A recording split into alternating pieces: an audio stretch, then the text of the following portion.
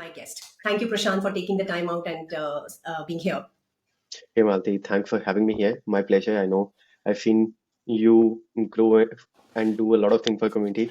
So when you invited me, I was looking up to it because I know I'll be able to talk to so many people through you.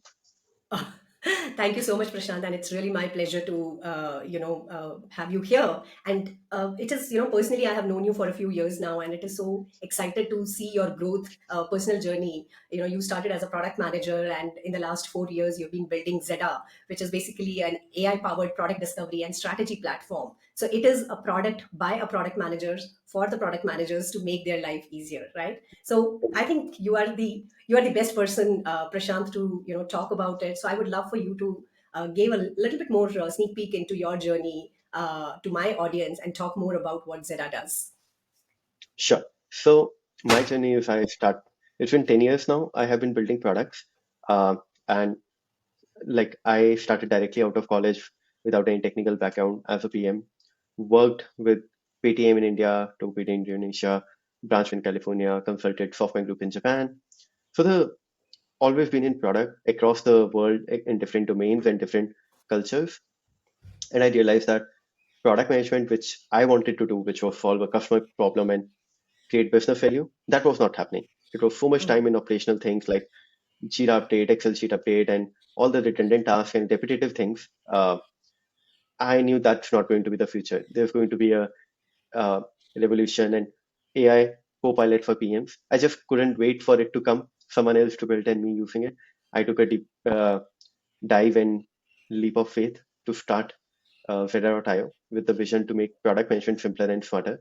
So yeah, what we after a few iterations and few uh, learnings, we have narrowed down currently for the time being on. We take we work with B2B companies. We take in their customer voice from various channels, generate insight from that what are the biggest pain points, opportunities, challenges, and strategic initiatives they can take, align it with their OKRs, convert it into roadmap and Jira tickets, and provide a tracking. And then when it is launched, we close the loop by informing the original requester, that could be user, salesperson, support person, customer success, anyone. So we take the entire process and try to leverage AI in each step to, in the end, as I say, make product management simpler.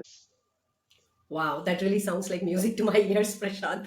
Like kind of simplifying the the day-to-day life of a product manager, right? Because I think one of the key things, as you said, the key outcomes that a product manager aims is that how do they take the signal out of the noise, right? And what I hear Yeah, is that Zeta is doing exactly that magic for the product managers, right? So that exactly. that sounds amazing. And I think as you were kind of narrating the story, that how did you stumbled upon the idea of Zeta, where you spoke about building co-pilot for PMs. So can you Yeah, walk us through a little bit more around that when you kind of navigated through this journey from your first MVP to the state where we are today, did you kind of pivot, or you kind of stayed on course of what you were building? sure. See I think yes, there have been iterations. We haven't pivoted as such because pivot is Okay. changing the direction or uh, so we have never done that. But what we have done is iterated or narrowed down. So the bigger vision and the picture still remains the same. We want to help product managers become more strategic, ship more value, and take away the operational hassle. Uh, and that has been the core principle and fundamental guiding principle for Veda. In Hmm. this journey, but you realize that being ambitious that I wanted to solve everything for everyone. But product management is such a tricky field where different people, different teams, different products could be working differently.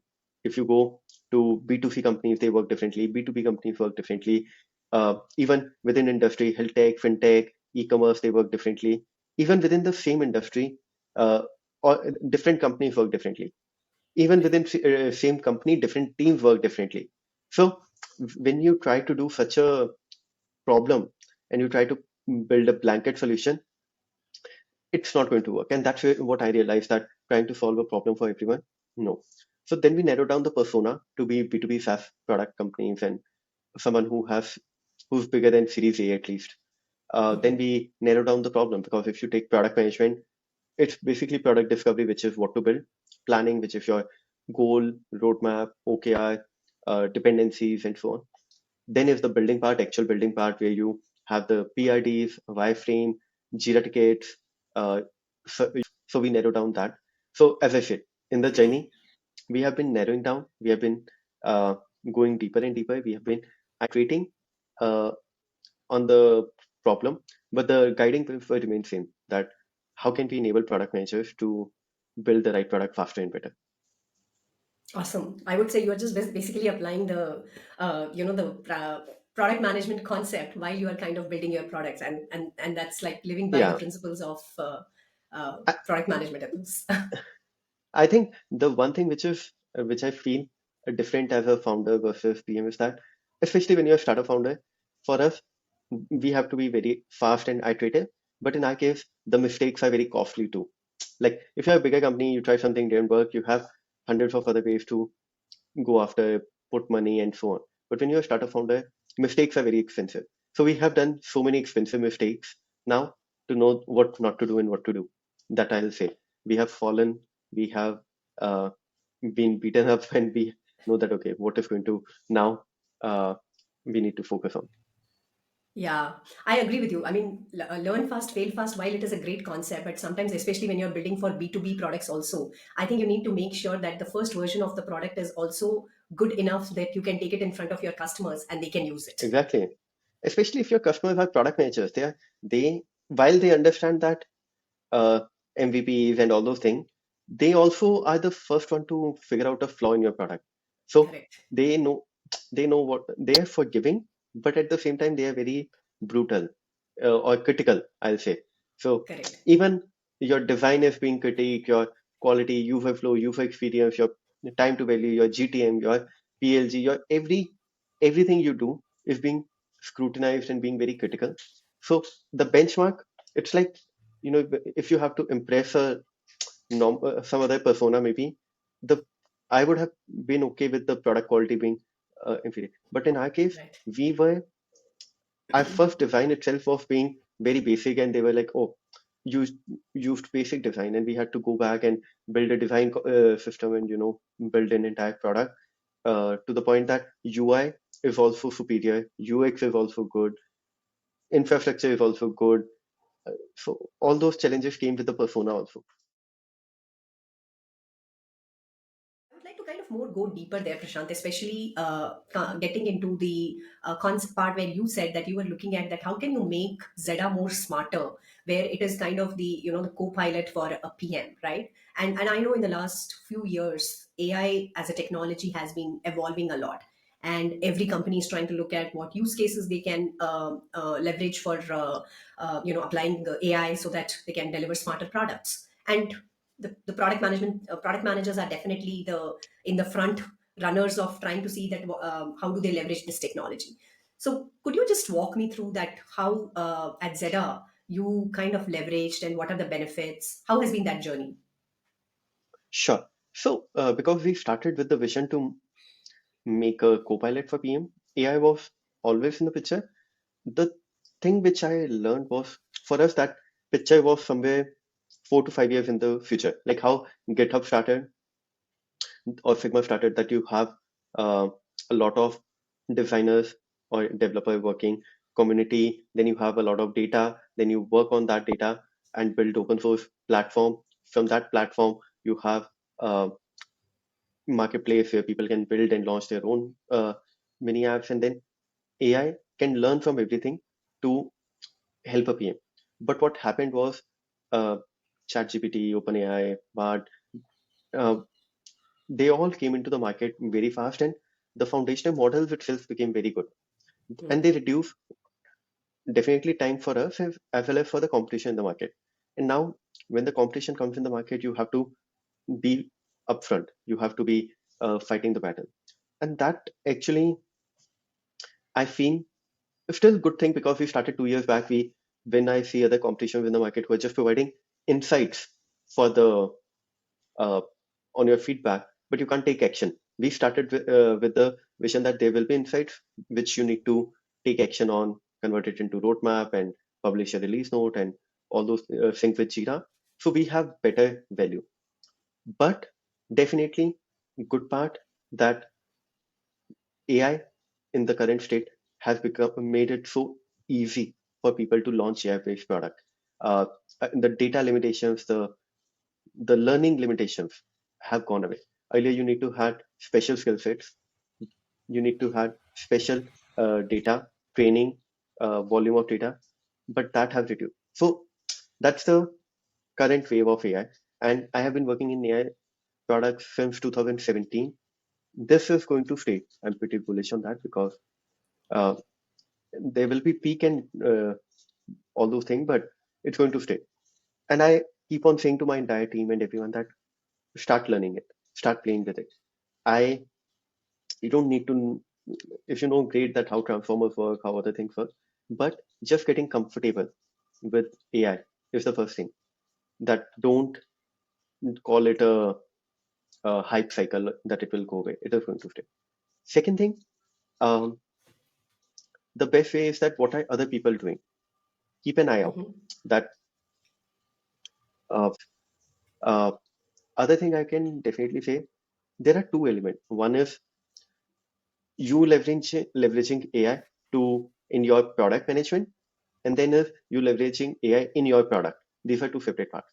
Leveraging AI in product management means user research, uh, tool like Veda or a couple of other for insights, data analysis, SQL queries. If you have to type earlier, you can use that. Making presentation, writing release note, writing marketing improvement, GTM improvement. So basically, you are leveraging AI to make your product management better. So that is one part. The other part is using AI to make your product better. How, how can you leverage AI to make your product experience better? How can you leverage AI to create value for your end user? So I think always keep an eye out for these two buckets that what AI tools can I use to become a better PM? What AI technologies can I use to make my user better? Absolutely, absolutely. I mean, I think these AI tools for productivity helps a product management to do their job much better and faster and more diligently, and probably also helps them to free up some time to think, how do I make my product Exactly. actually smarter and better, right? So yeah, Yeah. that's a great way of summarizing that. Prashant, as your team, you spoke about kind of upskilled themselves and they kind of navigated when you built your first version of the product, whether it was for extracting insights or it is doing release notes. In terms of execution, right? When your team was building your own product, were there any new kind of challenges or kind of that the PMs are upskilling themselves at the same time? So probably there are a lot of known unknowns and unknown unknowns, right? So Yes. would you like to share any key challenges, differences, or things that changes for a PM when they are applying AI in their own use cases or in their products? Any learnings that your PMs had while building Zada? So in Veda, it's 1 p.m. and then me and my co-founder. So we don't have Okay, 2 p.m. One learning for okay. sure is that your understanding of data, because Hmm. how you handle data. We got SOC 2 compliant, GDPR compliant, ISO compliant. We are everything encrypted. How do you make sure that you're not using your users' data or your customers' data for training any model? So those things become very critical. Second thing is data pipelines. We don't the data a lot of time, are you even capturing the data which will be needed for AI to be trained? A lot of companies are not capturing the data. Then, if you're capturing the data, is it labeled and or not? So that becomes another thing. How the data is stored and how data is retrieved. You need data engineering, thought process for brainstorming that there are different technologies to store and make ETL pipelines because a lot of PMs, they're not going to be your normal databases which you have stored. So you have to think. Uh, the other thing is you have to make sure that when there's a feedback mechanism. If you build something, people are able to tell you that this was good, this was not good, so your model gets better. Then, so these are there are one or two more pointers which might be there, like data pipeline cost. Cost becomes another factor that uh, are you going to use your own models? You are going to use an open source model like Llama or Mistral, or are you going to use a paid model like GPT-4. Model. Be- So Hmm. that becomes a cost, because accordingly you will have to change the pricing. Because if you're using a open source model, then you have to price it separately because your server costs are piling up. And when your server costs are piling up, you might also have to work with engineering to figure out, do they want to continue on AWS? Do they want to build a machine in the office? Do they want to go to Microsoft? So there are, which will change your pricing eventually. Hmm. So it's not just launching about a feature. There's a legality, there's a marketing, there's a engineering cost evaluation, there's a data privacy, there's a data engineering, there's a user experience is another thing. You're, like I said, telling was it good or bad. So a lot of other factors need to be considered when you're launching. So yeah, that's there. Yeah, so it's not only about upscaling to understand what is a Yeah, large language model, or how understanding the details of AI, but it is also how do you deal with that entire management of data in terms of correctness, in terms of storage, in terms of privacy, a lot of other things. And as you said, from an evaluation perspective, and I think compliance definitely comes into play a lot, right? So definitely, I think the nuances for a AI PM is definitely far more complex and larger, as you kind of as you're dealing with a lot more customer data, and you need to be very cautious of how, what data is going where and how is it evolving. And Prashant, in context where, because customers are using Zeta to kind of extract insights from a variety of sources. So, how do you manage in terms of the guardrails of biases, or let's say any kind of ethical model frameworks that needs to be applied? Is that very implicit as part of your product, or are they more like guidelines to companies which are using your product? so we do work with every company to define their guardrails, their product, their taxonomy, their how they use, how they define their product, and that's a secluded instance of AI. It's not working with other, so that's why you cannot. There's no data mix up happening. So AI understands your company, and then there's a separate learned model which is targeting it. So that's how it works. Okay, okay. So that is kind of very contextual, and the guardrails Yes, and the definitions are defined based on where and how, what kind company. of use case the company is operating on. Yes, Awesome. Awesome. Okay. I'm sure there is, tons of these learnings in terms of how a product evolves using this as a technology, and a PM evolves while applying yeah, and using it for their products. There are tons of learnings. So, Prashant, with this, I want to kind of move on to a slightly different section, right? I remember when you and I met a couple of years ago at a meetup, and that was the first time I learned about Zeta from you. Uh, you were basically in the first couple of years of inception, and you were kind of designing yes, it, setting it up, and yes. developing it. So a lot of us are basically building products in India, not only to be used by the Indian diaspora, but also users across the globe. So what are some of the nuances that you keep in mind when you're designing or building a product for global usage? Not very targeted for a specific demographic, but more a global consumption. Would love to hear your insights on that. One thing I'll say is, then if you're building for a global audience, always include them in your user research. Like if your goal is to build for American audience, Europe audience, or global audience, uh, keep them as part of your user research. Otherwise, and that's uh, otherwise you'll see minor changes. Second thing is, when you are in the building for a global audience, we try to think that okay, it will happen organically. We start from one channel or one part, but you have to, like example being, we started in India during pandemic. Due to restrictions of that time, we had to be in India, and we started doing marketing. Now we didn't realize at that time, but there are very small things which happen, that because you're posting at certain time of the day, when uh, your IP addresses are, your geographies are of certain uh, radius on social media, certain type of people, then they start seeing more. then they start liking more, then their network effect goes, then the algorithm becomes that, okay, your product is in this area, and they start showing it there. You don't realize it till the data is such that 70-80% of your traffic is coming. We had this challenge. It took us 6-7 months to flip that metric. We had 80% audience from India. Now we have 80% audience from North America. It took us, like, you don't realize it, but just an IP address or time of the day or could do it.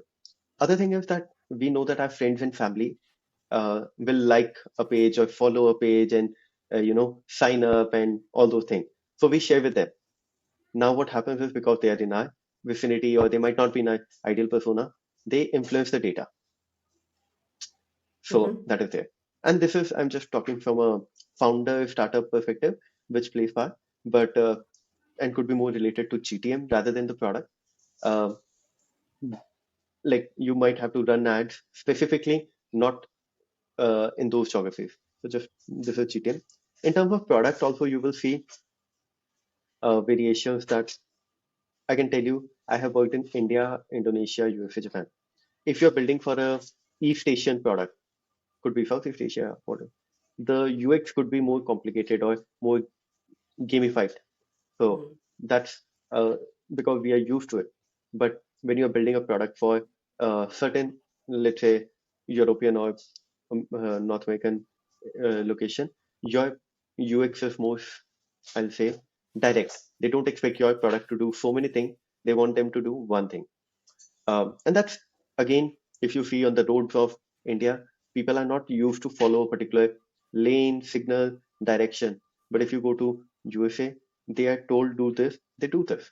So the mental model is Models. such that they're not going to experiment. They'll get distracted if there are too many things. They do, if there's a stop on the road, they'll stop. But that's not how it's happening in India, Southeast Asia, maybe Africa too. But I'm just saying that these are minor differences. In your UX copy, are you using British English or American English? Again, very small things, but they do play a part. Uh, so, and finally, um, the way they purchase the product could be different. Uh, in India, it could be sales-led or top-down approach. In USA, it could be even engineering managers are involved in the engineering members are involved in the product or design tools. So I'm telling that the buyer could be very well be affected or different. That if you are not keeping a very global mindset. So these are the things which I have learned that over time. But again, it's very different for different tools. If your tool for particular industry, if you are building a health tech product, then the FDA rules versus India rules are very different. The privacy mindset of Indian user versus American user is very different. If you're building a security product, then Israel will become a hotspot. It will be there. So I think it depends on your industry, product, a lot of other factors. No, no, very well said. I think the foremost part which you spoke about, which is having a deep understanding of the demographics for which you are targeting, and especially if it is you're targeting for a global audience, making sure that as part of your discovery you have a very heterogeneous sample, Yeah, so that you're able to unearth those finer details, finer nuances, which could be cultural, which could be country specific, which could be sometimes even regulatory influence. Medicaid, sure. yeah, so I think there has been some great key takeaways, Prashant, in terms of how do you kind of identify the gap? How do you design your product when your audience is a very matured user persona? It is not always about let's make something quickly together and take it out to our users. But at times you need to wait, you need to make sure that you have refined your Yeah, product before you take that first version out. To the time that how do you leverage AI as a technology, both for improvising your day to day productivity, to see how this can also be applied to your use cases, to look at that, how do you continue to build empathy for your customers while you may not be in the same location or in the same time zones, but that is pretty much doable, as long as you continue to be sensitive to their needs. You're spending time to yeah, understand them and learn about them really deeply through whatever different channels and sources that it is possible. Yes, it was great talking. I hope the journey helped and conversation helped. No, that this has been a fantastic conversation, and I'm sure our audience would definitely benefit a lot. Maybe one last question, Prashant, would be that if you had to leave the audience with one teachable point of view, that you have learned as part of your learning, and something that you would like to leave as a key takeaway with the audience, what would that be? I think the major takeaway would be that currently there's so much happening in the tech world with the augmented reality, AI, uh, the whole B2B domain, B2C domain, uh, 5G picking up. It could be overwhelming, but it could be a great time to build things. So uh, I think just build. You could be developer, designer, PM.